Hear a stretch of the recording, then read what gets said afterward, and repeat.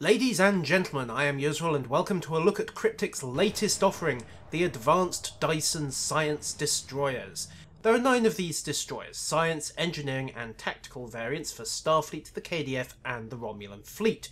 Each ship can be bought individually for 2,500 Zen, faction packs can be had for 5,000 Zen, effectively 3 ships for the price of 2, and for the truly dedicated or just plain altaholic, the whole kit and caboodle can be had for 10,000 Zen. 3 packs for the price of 2 packs, so hey, it's a pretty decent saving all told. But what do you get for that moolah? Well, at their core, the Dysons are a hybrid of science ship and escort. As with all hybrids, the hope is that the design manages to merge the strengths of the parent designs while mitigating the weaknesses. Of course, what can happen just as easily is that the hybrid inherits all of the problems of the parent designs, none of the strengths, and then you discover that the chief of the design team's principal obsession was make it go. Cryptic's solution to the hybrid problem has been to give the Dysons a mode switch from tactical heavy science to science heavy tactical and back almost at will. Has it worked? Let's get under the hood. Weapons fit first. In science mode, the Dysons have a 3-3 loadout with the ability to mount dual heavy cannon, along with the innate beam target subsystem attacks and the sensor analysis that science vessels have had as standard for a good while now. Engaging tactical mode disables subsystem targeting and the sensor analysis, but activates a dual heavy proton cannon in a 4th forward weapon slot, which can't be removed or altered in any way. The good news is that it only has half the power drain of a regular dual heavy, 6 as opposed to 12, and is essentially a decent Mark 12 dual heavy cannon with a single accuracy mod and 2 crit chance mode. The downer, however, is a doozy. It's a proton weapon, which means no benefit from all those shiny new vulnerability locator consoles that we've all been drooling over. The alternatives are the auto-targeting consoles from the Dyson Joint Command Rep, especially if you mix them with protonic polar-on weapons, a cannon-heavy build with pre-fire chambers, which either leaves a single beam array, particularly the omnidirectional anti-proton array, with lower damage, or just accepting that you're not going to be able to use subsystem targeting, or finally just saying sod it and leaving the proton cannon unboosted. For bridge officer stations, we have a tactical ensign, universal and engineering lieutenants, and a lieutenant commander tactical and commander science that will swap when you trigger into tactical mode, giving you a lieutenant commander in science and a commander in tactical. As layouts go, it's actually pretty good. Putting in engineering the universal slot allows for rolling auxiliary to battery and technician props, but still leaves you room for engineering team 1 and an emergency power ability. The red shirt can run tactical team 1, the senior tactical officer can mix attack patterns, torpedo spread, rapid fire and scatter volley to get the best out of the cannons, and the science officer can load powers to suit the intended role, my personal favourites being gravity well, hazard emitters and transfer shield strength. Moving on to the baseline numbers, the Federation's Dysons get exceptionally thick shielding with a modifier of 1.46, but they only have 400 crew, which does slow down passive repair, and a base hull of 31.35k, effectively 42k plus once you factor in skills and items. The Klingons get a somewhat sturdier design, an innate cloaking device, 1,000 crew and a thicker hull at 33k base, which translates to 45k or more with skills and equipment, but they do trade off some shield thickness because they only have a modifier of 1.38. I say only, that's still fairly high as shield modifiers go. The Romulans, of course, run with a battle cloak and a singularity core. The trade-offs are their lower baseline power levels, for all systems 40 as opposed to 50, and relative fragility. Their Dyson has both the lower shield modifier of the Klingons and the thinner hull of the Federation. That said, they do have 600 crew on board.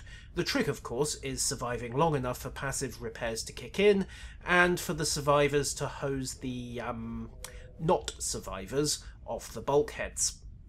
Console layouts are common across all 3 factions. 2 engineering consoles, 3 tactical and 4 science consoles come as standard, with the 10th console slot going to science, engineering or tactical depending on which hull you decide to use. And it wouldn't be a sea store ship without a special console, would it? There are 3 here, one coming with each of the 3 variants. Fortunately, these are the same across factions, so I only have to cover 3 consoles rather than 9. The tactical version, be it the Romulan or Starfleet Reconnaissance Destroyer or the Klingon Tactical Destroyer, comes with the Proton Destabilizer module and a 4th tactical console slot. Of the 3 consoles, this is both the most aggressive and the least interesting, launching a proton beam on a 3-minute cooldown that can chain up to 2 additional targets, but does significantly reduce damage to victims 2 and 3.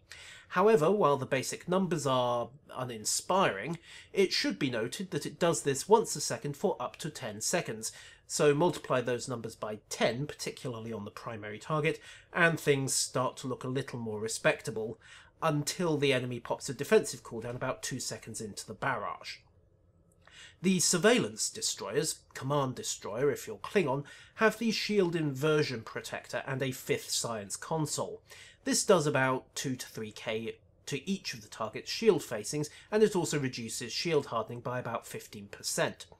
It would be tempting to dismiss it as just an amped up Tetrion proc, except that Tetrion procs don't heal the shields of every friendly within 5 kilometers of the victim.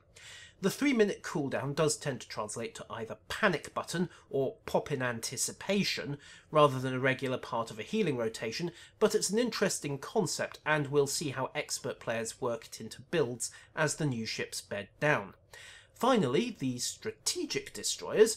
The Klingons of course had to be different and call their version the Battle Destroyer. Strategy? Who needs that? Have the Protonic Shield Matrix and an extra engineering console. On the face of it, this is similar to the Dreadnought Warbird's secondary shield module, and it does a similar job, throwing up an extra defensive layer around the Dyson. However, it's unusual in that it generates a small field every few seconds during the effect, so it's not great as a counter to an imminent high-yield torpedo or beam overload, but it is very good at stopping repeated small to medium strikes over a period of about 15 seconds. Very, very good in fact, since it completely eliminates bleed-through as long as it's active. Of course, there's a set bonus too. Bonuses plural, in fact. The 2-set bonus gives a 17.5% bonus to proton damage, helping to mitigate the tactical console problem with the proton cannon, and further nudging towards protonic polaron weapons for maximum synergy, along with a 26.5 point boost to the shield system skill. Adding a 3rd piece reduces the cooldowns of the special console abilities from 3 minutes to 2, and finally, if you picked up the basic destroyer, or more accurately the Solanae secondary deflector that it comes with, fitting that will cause each of the console abilities to pick up a very nice additional effect. Shield inversion will grant allies affected by the pulse an additional boost to their shield regeneration, as well as 5% shield hardening for 5 seconds. Protonic shielding gives a decent, about 2.2k depending on shield emitter skill, heal to every shield facing of every ally within 5 kilometers of your ship when you trigger the shields, and the destabilized proton beam packs its damage into a shorter space of time, about 6.5 seconds. Aesthetically, all 3 ships are a mashup of their race's design archetype and the Solanae architecture we've seen so much of in Season 8. Personally, I'd have liked to see a little less of the Solanae influences in the shapes. I'd have gone with shorter nacelles and Vulture-style bent wings on the Klingon design, for example, and I'd have made the Federation design a lot less blocky. But what I do like about these ships is their transformations into the tactical mode. Those of you who see my comments on the Chimera will remember that I was unimpressed by what I considered at the time, and still do, to be an overly complex sequence that made little sense. This time around, the transformations make sense. On the Federation side, the secondary deflector gets covered by armour, the warp nacelles move forward to shorten the ship, and they contract to protect themselves while the proton cannons are run out at the leading edge of the saucer. On the Klingon side, you get armour deployed to protect the nacelles, the secondary deflector is again concealed behind armour, and the cannon unfold. My only niggle with these sequences is that the Romulan sequence extends the nacelles rather than retracting them, something I think would make more sense the other way around, but that really is petty stuff. So, to buy or not to buy, that is the question. For the Klingons, the decision is an easy buy, since the Dysons finally give the Klingons a science-heavy ship that has both the durability and the firepower to play with the big boys. The Varanus is arguably a more flexible design, having a Lieutenant Commander Science as well as a Commander Science, so it can deploy a sheer variety of powers that the Dyson can't hope to match, but it's heavily outgunned by the Dyson's ability to load dual cannon, and it's, at a minimum, Lieutenant Commander Tactical Station. It's also worth noting that, with careful juggling, Augs to Bat cycling allows the Dyson to drastically cut the cooldown on its more limited selection of science powers, so while the Dyson might have trouble simultaneously handling control and healing roles, it can play one of them probably more effectively than the Varanus, and do decent damage on top. The consoles, particularly when enhanced with the Solanae secondary deflector, sweeten the deal considerably, and it'd be good to see Cryptic put in an alternative to the Anniversary Destroyer as a way to obtain that particular piece of gear, perhaps as an expensive high-tiered Dyson Joint Command project. For the Romulans, things are a little less clear, courtesy of the Dreadnought Warbirds, the Fleet Hanom and the Fleet Delan. The Dreadnoughts and the Delan both significantly outgun the Dyson, even before you consider them not having to compromise to accommodate the proton cannon. Additionally, both lines can field a Lieutenant Commander Science Station if they so choose, which gives them access to key powers like Gravity Well 1, and the Delan can simultaneously deploy that critical second Engineering Lieutenant for optimal Augs to Battery cycling. Coming from the science side, the Fleet Hanom, much like the Fleet Varanus, is a better pure science ship with both Commander and Lieutenant Commander Science Stations. Unlike the Varanus, however, it can deploy dual cannon, and the Tactical Lieutenant and Ensign just about give it the bridge officer powers to make decent use of them. Does this mean the Romulans have no use for the Dyson? No. The niche is slightly smaller since their heavy hitters can carry a respectable science suite, but the Romulans have always been short on science-focused warbirds, and the Dyson, particularly the Cuprimal variant, backed with the consoles, is an excellent option that also happens to pack enough firepower to not disgrace itself in the damage stakes. If the Dyson sells itself to the Klingons as an escort with decent science abilities, the Romulan niche for it is the other way around, a decently armed science ship. It's on the Federation side that I think the Dyson will have the toughest time, principally because it's in direct competition with the Vesta for the science and escort hybrid role, and frankly there's sometimes very little to choose between them.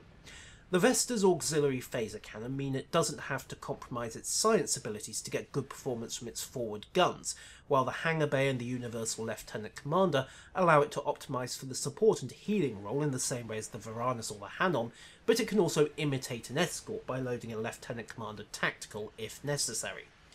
However, it is very dependent on fighters to keep its damage competitive, especially if the Lieutenant Commander slot is used for anything other than a tactical officer, something that in turn forces a messy trade-off in its support abilities.